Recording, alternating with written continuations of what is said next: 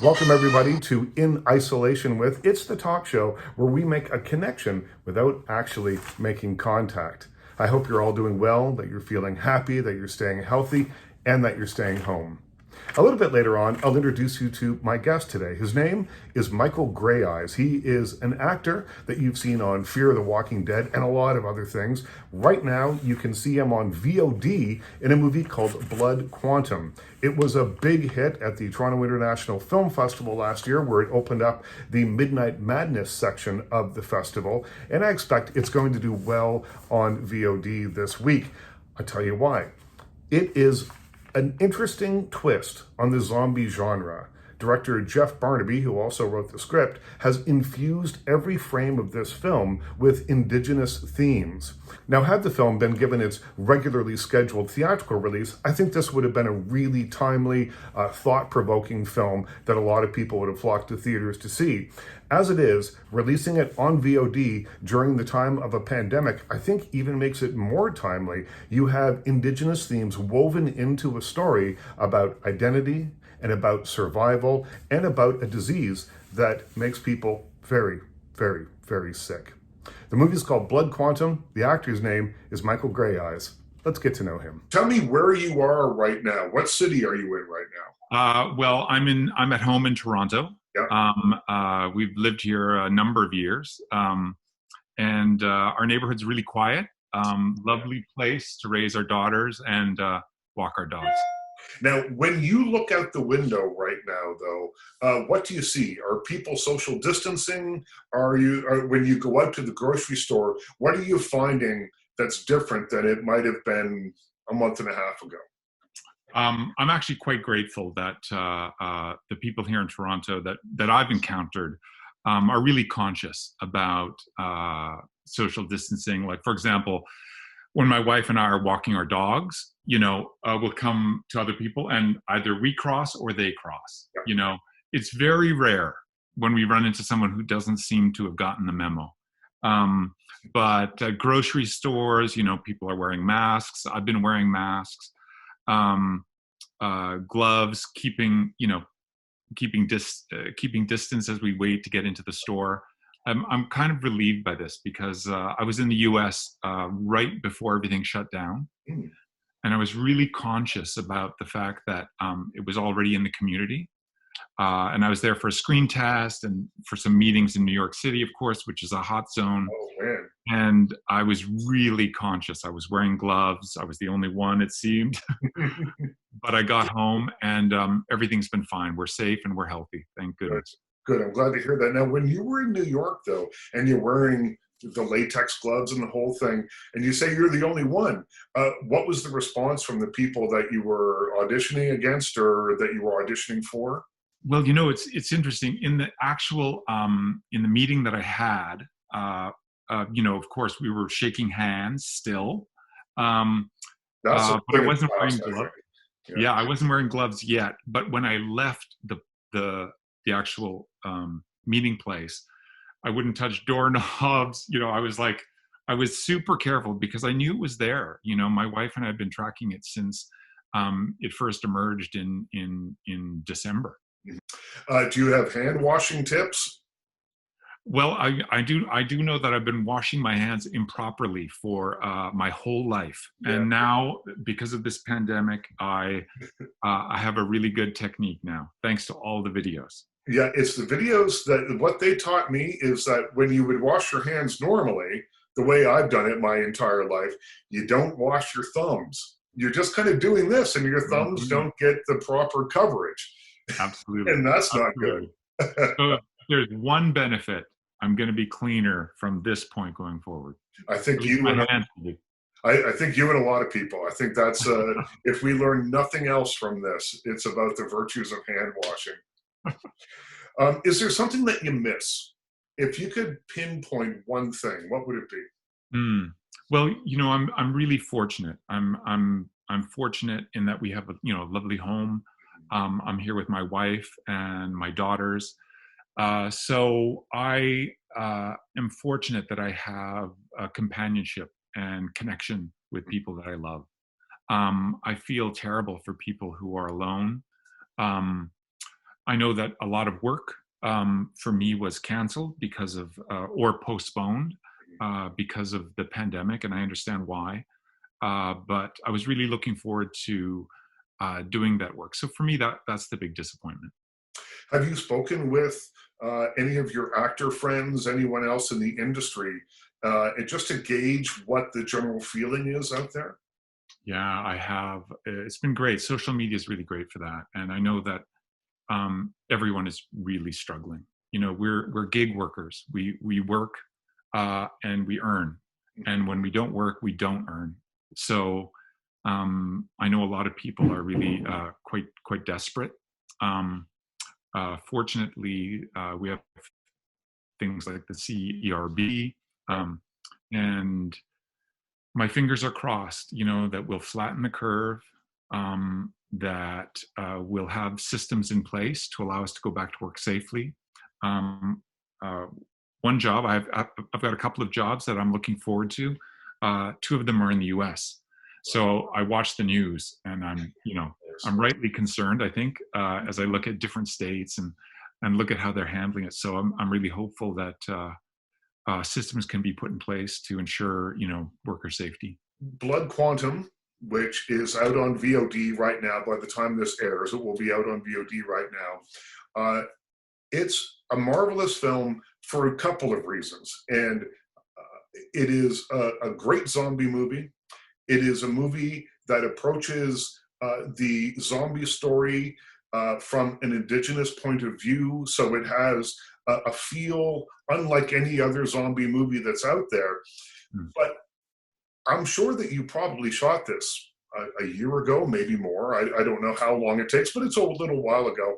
That it's coming out right now makes it seem even more timely than it might have before, because it's about a plague that affects a great deal of the world. Yeah, yeah, it's certainly prescient. Yeah. um, we shot the film in 2018 in Montreal and Ganawage in Quebec. So I've been a big fan of the genre for a long, long time, and I've been a fan of Jeff Barnaby's work. So of course, for me, it was an absolute no-brainer to come on board. Um, and as I've watched the news the past few weeks, as we sit in lockdown, um, I'm stunned more and more. For example, in Jeff's film, of course, this particular community, the community of Red Crow, is immune to the plague, but right now no one's immune. Mm-hmm. So the ideas of being safe and infection and xenophobia and all these things that are playing across our TV screens um, feel a lot more visceral. It feels a lot closer to home. Um, and of course, I look at Indian country, and I look at the serious problems in places like the Navajo Nation, and I'm reminded, of course, that we've been dealing with plagues for our entire history. Certainly colonial history, and here we are again. So history repeats itself in really unnerving ways. I have a quote from you here where you say, "We're survivors. We totally get it. Who would be the best survivor in an actual apocalypse?" And you say us, meaning Indigenous people. Yeah, yeah. Can you explain what that means? I was having a conversation with a great friend of mine, Alex Rice, an actress, Mohawk actress, and she was talking about my work on Fear the Walking Dead. She said, "Oh my gosh, here on the res, we love The Walking Dead and these things, because who's survived apocalypses better than we have? We've survived the settler apocalypse. We're still here. We're making films. We're creating work. We're living lives." And so I look at disease, and I just saw a post just yesterday about the smallpox epidemic in Saskatchewan, where I'm from. I'm from Treaty 6 territory, and it decimated our communities. 80 to 90% infection, and the losses in life were devastating. So I look at our small population relative, to the larger communities, and I look at disease, and I realize actually very, very palpably that the ones who are here, us, we're the survivors of plague after plague, of waves of violence, of genocide. So when I said that in an interview, I was really thinking about the people who allowed us to be here. Yeah. The Walking Dead, you mentioned Fear of the Walking Dead, which you were on. Zombie movies in general, I'm told, and this came from an interview that I read with you, are very popular on reservations. And is it for that reason, or is it just because they're like a bloody, gory good time, or is it a little bit of the both? I don't know. I think for me, always I've been attracted to apocalyptic stories, but what I think is quite interesting is that our access as Indigenous actors, as actors of color, I've found it easier for us to be in post-apocalyptic stories than in non-apocalyptic stories. Right. Like for example, obviously I would never be in a series like Chernobyl, but in a world where all the rules have gone away and society has broken down, people of color and certainly Indigenous people have found their way into those narratives quite powerfully. So I think when we look at these kinds of films and these kinds of stories, and we see ourselves on screen, I think it reflects powerfully back to our own communities. You say that when you read Jeff Barnaby's script, that it was poetic and beautiful, and you waxed poetic about it. What was it like? What was it like? Because as we talked about, social themes are very prevalent in here, but there's entrails and there's skull crushing and there's all the other stuff, which I don't really necessarily relate to poetry, but maybe I just don't get it. Maybe I'm missing something. Certainly the genre, horror films. I'm a fan of horror films and sci-fi. There's a kind of brutal ballet in films like this. If you think about like The Killer, like John Woo's Killers, great film, and it's balletic in its sense of action. And I know that Jeff was really interested in having a sort of a visceral kind of experience. If we're scared, the audience, by the action generated on screen, I think it helps the storytelling immensely. But for me, I think one of the reasons why we love these stories is that it actually speaks to our whole existence. Zombie stories are really about the end of the world. Mm-hmm. And when Jeff talked about the script, he said, in a lot of our communities, it's been the end of the world for a long time. How much would change from we're in isolation, we're in lockdown, to we've always been in isolation, we've always not had enough food, we've always had to deal with violence and outsiders and racism. So in a really interesting way, I think Jeff's writing sort of marries the two ideas, this love of a genre and this love of storytelling, in which our women are front and center, our families, connections intergenerationally. So when I read his script, and there were beautiful moments, like he's a great writer, I was struck by the two kinds of poetry, the brutal and the heartrending. Well, there is an emotional core to this film that sometimes zombie movies miss. And I think that has to do with the family connections, your two sons, Joseph's pregnant girlfriend, your father in this, who is such a great character. But Right. you really get a sense of that community and how important that community is. And then when terrible things happen, and giving nothing away, but when terrible things happen, you feel it more. Yeah, I think so. I remember when we were watching the premiere, I hadn't seen the film yet. Mm. And we were at TIFF and it was Midnight Madness and we were watching the screening. Um, and I knew the story, like I filmed it. I got to the end. By the time I got to the end, I couldn't even talk. I was actually so choked up. Um, and Jeff is he's a great filmmaker. Um, a beautifully tough guy, but he's got a real soft heart, and that's present in his film. And I remember just being really moved. I was touched after seeing beheadings and entrails and people covered in blood. He still managed to break my heart. So I think that's a testament to his talent. That last shot is something, and I give Yeah. away nothing by saying it, but Yeah. that last shot is amazing because it's left a little bit ambiguous, and so that is the idea of it. I guess is that you leave the theater with a conversation already on your lips. What happened?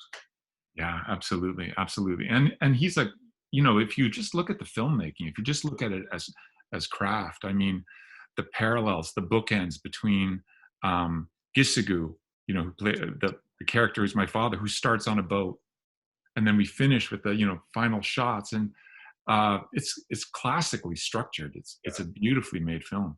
It's a beautifully made film, and it opens with that amazing scene where the fish kind of reanimate themselves, and it is so eerie. In a way, it's kind of funny. There are sort of funny moments all the way through the film with these really gory things that are happening, but it's also eerie as hell when you're seeing it and you realize this movie is starting off like this and it's just going to go from there, and it certainly does. Yeah. It starts with a bang and it doesn't let up. It never takes its foot off the gas. Absolutely. Um, we talk a little bit about identity and survival.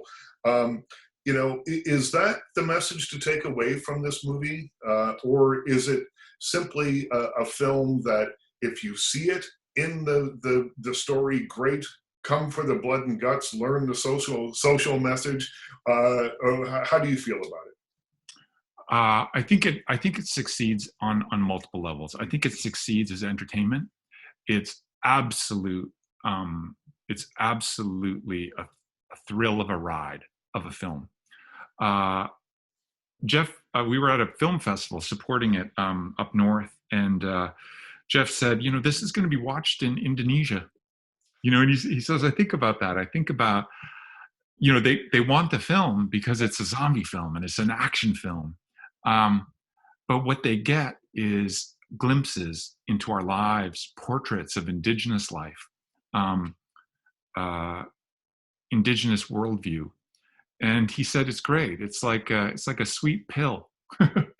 um, they come for the gore, but they get history, they get commentary, social commentary, and these beautiful portraits of Native people that are all too absent from our screens.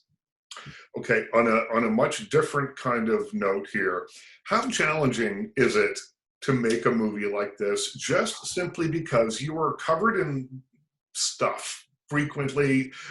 There is a lot of action, there's a lot of violence. I know that I once was on a set where everyone was covered in that blood, and it was during the summer, and flies apparently love whatever that blood is made of. So what were your specific challenges? Well, we were filming during a really cold spring, so flies were the least of our problem. Thankfully, we were cold and wet a lot. But it's really interesting. I mean, that kind of filmmaking is tough. We're muddy, we're dirty, we're bloody. We work at night a lot. But I was absolutely exhausted at the end of that shoot. and I've done longer shoots and, maybe more physical shoots. But I was exhausted, like falling down tired. And I thought about it. I was like, well, what made it different? And I think what made it different was that every day on our set, it was the end of the world. And I'd come to the set and we had that kind of anxiety, that kind of existential terror, and we'd start our first shot. And what's the first shot? Someone screaming, run. Yeah. And that was every day. So every day we practiced the end of the world. And emotionally, that was really draining.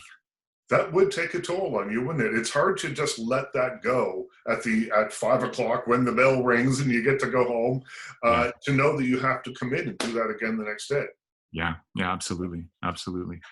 We love doing it. But again, I was beat. Michael, do you think that after all this is said and done, the pandemic is said and done, do you think that we'll see a difference in the kinds of stories that get told, or the kinds of stories, I guess specifically, that people will want to see? Or will it go back to status quo? I hope it doesn't go back to status quo. I think there's a lot of things that are happening. This massive timeout that the planet has given us.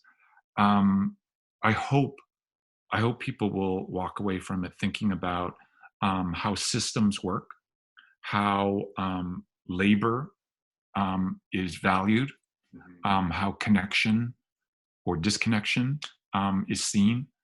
I hope that the stories we tell will be about people, will be about us. I love comic books. I love all kinds of entertainment. But I'm really hoping that our stories can be about change. Our stories can be about finding things that are worthwhile. Because as I sit here in my home, I have my family around me, and there's very little that matters more to me than them. Michael, we'll leave it there. Thank you. We're leaving it almost where we started it, talking about being surrounded by your family. It's a lovely way to begin and end.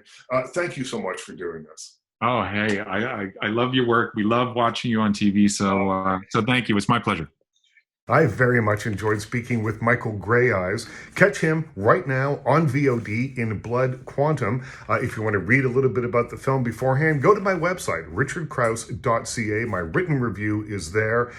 It's a very cool movie that has a unique and interesting premise, and it still delivers on all the blood and guts, brain eating and entrail twirling that you can ever want from one zombie movie.